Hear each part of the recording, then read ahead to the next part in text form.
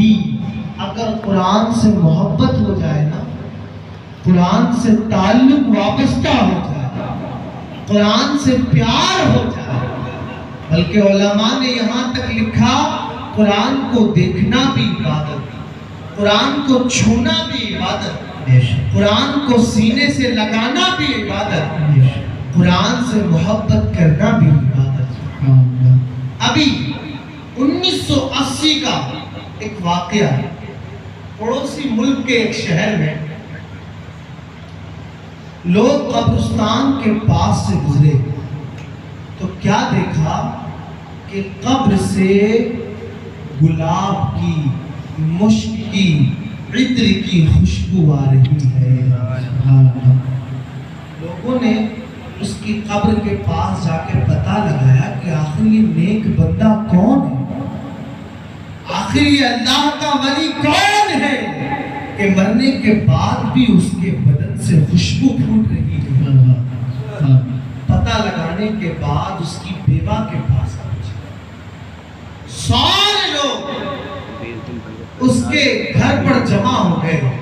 جمع ہونے کے بعد اس کی بیوی سے پوچھنے لگے کہ یہ بتا ماں، یہ جو تیرے شوہر کا انتقال ہوا نا، یہ شوہر کے انتقال کے بعد آج کئی سال گزر چکے، ہم اس کی قبر کے پاس سے گزرے تو ہم نے قبر سے عجیب خوشبو محسوس کی، ایسا لگتا تھا کہ ہم کسی باغ کے پاس سے گزرے ہوں، ہم کسی گلشن کے پاس سے گزرے ہوں، ایسا معلوم ہوتا تھا کہ گویا اس جگہ کسی نے عطر بکھیرا ہو۔ آخر یہ بتا، یہ تیرا مرنے والا شوہر کون سا نیک عمل کرتا تھا، کون سی ایسی عبادت کرتا تھا، کون سا ایسا عمل کرتا تھا جس کی وجہ سے رب تبارک و تعالیٰ نے اس کی قبر میں خوشبوؤں کی مہک کو بسا دیا ہے۔ آخر بتا تو ذرا وہ کون سی نیکی تھی جس کی وجہ سے رب تبارک و تعالیٰ نے اس کی قبر کو عطر سے معطر کر دیا ہے۔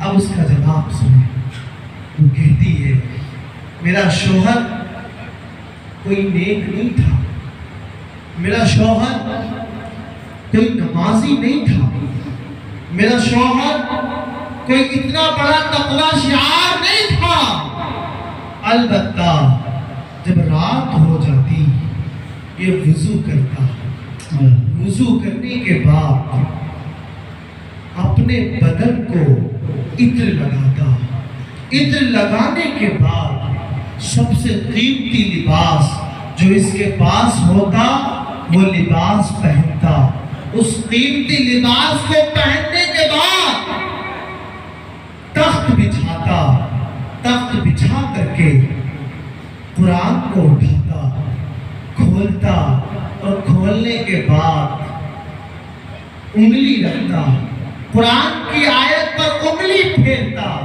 زبان سے کہتا مالک مجھے یہ تو نہیں معلوم کہ اس قرآن میں لکھا کیا ہے، مالک میں اس کو پڑھنا تو نہیں جانتا، مالک مجھے تو نہیں پتا کہ یہ کالی کالی سیاہی والے حروف کیسے ہیں، مالک مجھے نہیں معلوم کہ تو اس میں مجھ بے مایا سے، مجھ گناہگار سے کیا فرما رہا ہے۔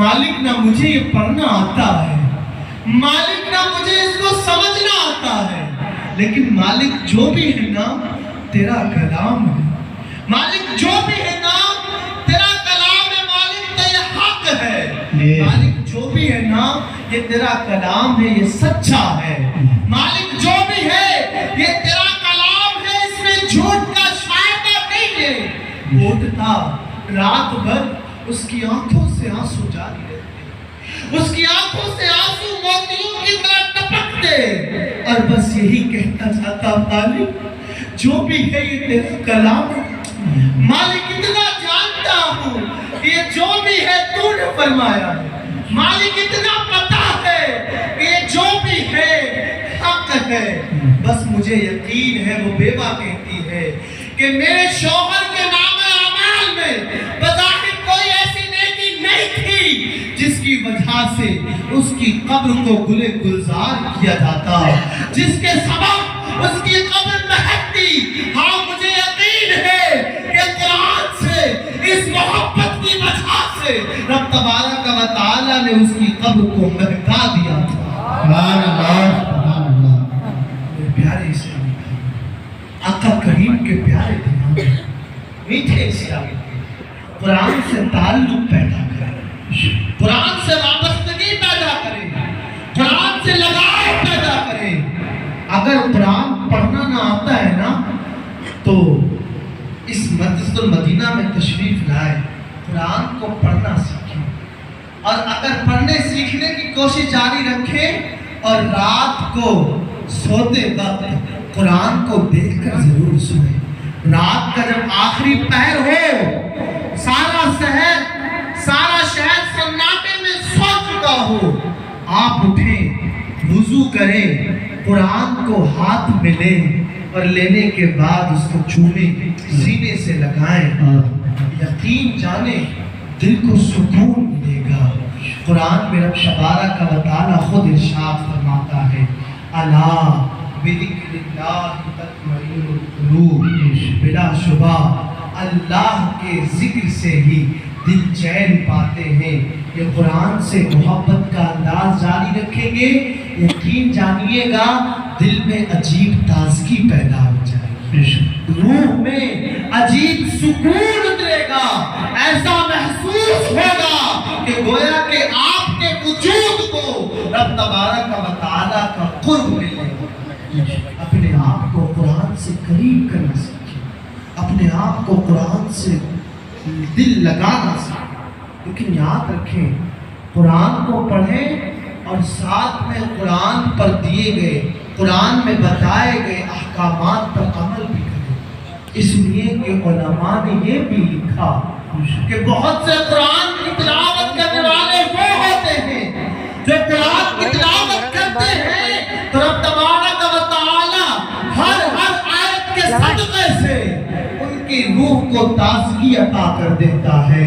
اور بہت سے ایسے ہوتے ہیں کہ جو قرآن کی تلاوت تو کرتے ہیں لیکن رب تبارک و تعالی جتنی وہ آیتیں پڑھتے ہیں اتنی ہی رب تبارک و تعالی کی لعنت ان پہ برستی ہے. کیوں؟ اس لیے کہ وہ قرآن کو پڑھتے تو ہیں لیکن قرآن کے فرامین پر عمل نہیں کرتا. اب غور کریں میرے پیارے اسلامی بھائیوں، جو قرآن پڑھے لیکن قرآن کے فرامین پر عمل نہ کرے تو رب تبارک و تعالیٰ کی لعنت اس پہ ہوتی ہے. تو ان لوگوں کا کیا بنے گا جو قرآن کو پڑھتے بھی نہ ہو، قرآن کو چھوتے بھی نہ ہو، قرآن کو ہاتھ بھی نہ لگاتے ہو. ان پر رب تبارک و تعالیٰ کی رحمتیں کیسے برسیں؟ کس طریقے سے رب تبارک و تعالیٰ کی رحمتوں کے قریب. میرے پیارے اسلامی بھائیوں، قرآن سے اپنا تعلق بنانا سیکھیں. حضرت ابو بکر صدیق رضی اللہ عنہ جب ایمان لائے تو آپ نے اپنے ابتدائے اسلام میں اپنے گھر میں ایک مسجد بنائی تھی. اس مسجد میں بیٹھ کر کے نوافل پڑھتے، قرآن کی تلاوت کرتے. اور جب وہ قرآن کی تلاوت کرتے نا آس پاس کے لوگ آ کر کے بیٹھ جاتے. بلکہ سیرت نگاروں نے یہاں تک لکھا، امام جلال الدین سیوطی نے لکھا کہ جب حضرت ابو بکر صدیق قرآن کی تلاوت کرتے آس پاس اڑنے والے آسمان کے پرندے رک کر کے اپنی پرواز کو بند کر کے ابو بکر صدیق کے اس حلقے میں آ جاتے اور قرآن کی تلاوت سنتے. آس پاس کے مشرکین جب حضرت ابو بکر صدیق کے لہجے میں قرآن کی تلاوت سنتے تو بے ساختہ کلمہ طیبہ ان کی زبان پہ جاری ہو جاتا اور وہ ایمان. بلکہ حضرت سیدنا ثابت بنانی رحمت اللہ تعالی یہ قرآن سے اتنی محبت کرنے والے تھے کہ روزانہ ایک قرآن ختم کیا کرتے. ان کا وصال ہو گیا، یہ اس دار فانی سے کوچ کر گئے نا اور لوگ ان کی قبر کے پاس سے گزرے تو قبر سے بھی قرآن کی آواز آ رہی تھی. तबारक व तआला उनके वजूद को हसीन बना देता है, उनके वजूद को बाबरकत बना देता है। कोशिश करें कि कुरान से अपना लगाव, अपना अटैचमेंट, अपना कनेक्शन बनाए और मजबूत बनाए।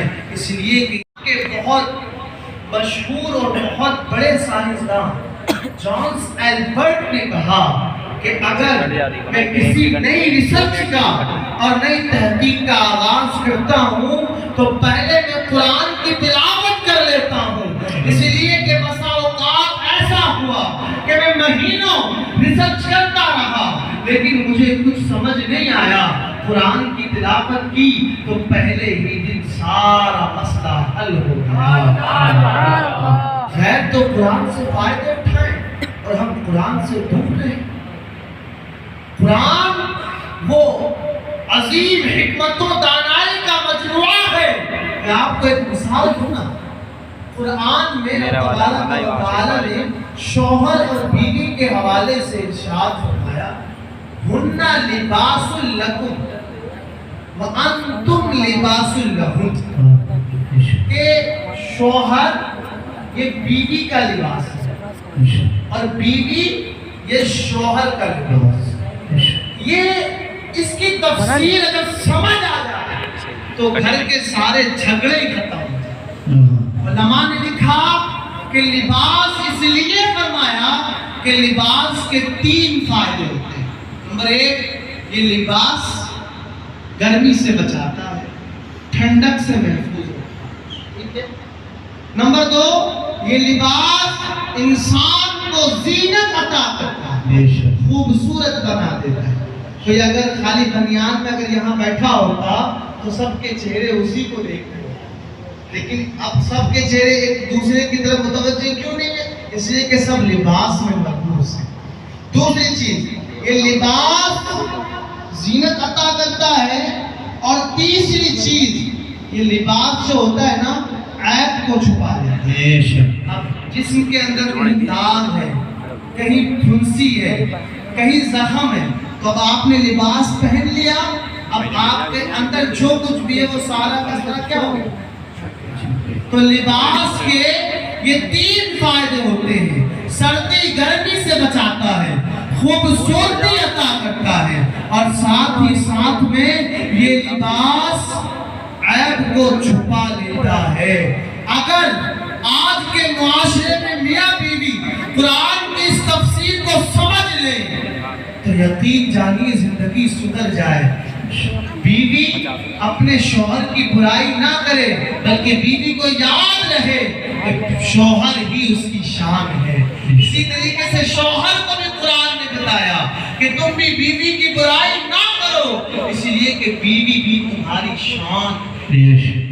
बल्कि हजरत इमाम हसन रज़ियल्लाहु ताला मुहर्रम शरीफ का महीना भी चल रहा है, पहले बैत की बरकतें भी लेते चले। हजरत इमाम हसन रज़ियल्लाहु ताला ने जब अपनी बीवी को तलाक देना चाहिए तो हजरत इमाम हुसैन ने हजरत इमाम हसन से अर्ज किया, ऐ भाईजान आप ये बताएं कि इस बीवी के अंदर बुराई क्या है? तो हजरत इमाम हसन ने फरमाया, अगरचे मैं इसे तलाक दे रहा हूँ लेकिन अभी ये मेरी बीवी है और कुरान ने बीवी के लिए शौहर को लिबास करार दिया है और लिबास ये ऐब को छुपाता है। अगर मैं इसके ऐब तुम्हारे सामने बयान कर दूंगा तो फिर मैं हकीकतन शौहर ना रहा, वो शौहर ना रहा जिसको कुरान ने सही माना में शौहर बनना सिखाया।